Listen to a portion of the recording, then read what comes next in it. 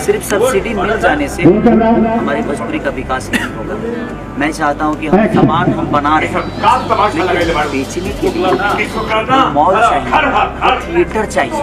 तो मैं चाहता हूँ कि कम से कम 400 थिएटर 500 थिएटर यूपी में है जो बंद पड़े हुए हैं। तो मैं आपसे रिक्वेस्ट यही करूँगा कि सब्सिडी के दम पे हम अपने भाषा को प्रमोट नहीं करेंगे, क्योंकि सब्सिडी तो प्रोड्यूसर के घर में जाएगी, लेकिन अपने भाषा को बाहर करने के लिए हमें दुकान चाहिए अपने सामान को बेचने के लिए। तो उस दुकान का भी प्लीज़ आप व्यवस्था करिए, ताकि हम अपने भाषा के उस सामान को उस दुकान के अंदर रखें, ताकि दुनिया आकर उसको खरीदे। जो स्टार की जो सफर थी वो मेगा स्टार और सुपरस्टार के बीच में आने लगती है।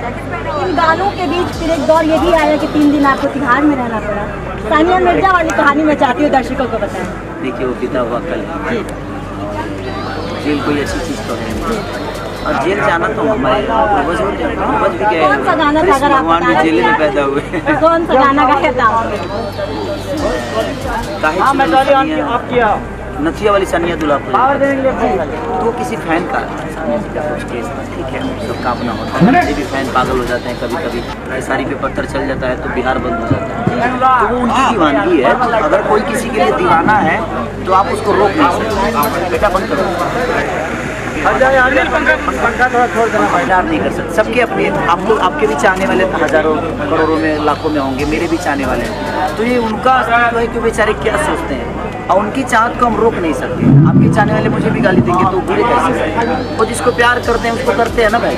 तो संगीत को प्यार कर रहे हो, भोजपुरी भाषा के उस बेटे को कर रहे हैं, चाहे वो मैं हूँ चाहे कोई और है, लेकिन भोजपुरी भाषा का बेटा ही तो है ना। तो ये बहुत ज़रूरी है कि हमारा प्यार अपने भाषा के बच्चों के लिए, अपने भाषा के कलाकारों के लिए। ये मायने नहीं रखता कि हमारे भाषा के लोग क्या। और मैं सबसे यही सलाह दूँगा कि आपको अगर अपनी भाषा को बड़ा करना है तो अपनी भाषा के सारे कलाकारों को प्यार दीजिए, उनका निंदा मत करिए। करना है तो उनके मुंह पे आके करिए, ऐसा नहीं कि सोशल साइट पे आप अपने भोजपुरी की भाषा को अश्लील बता दीजिए।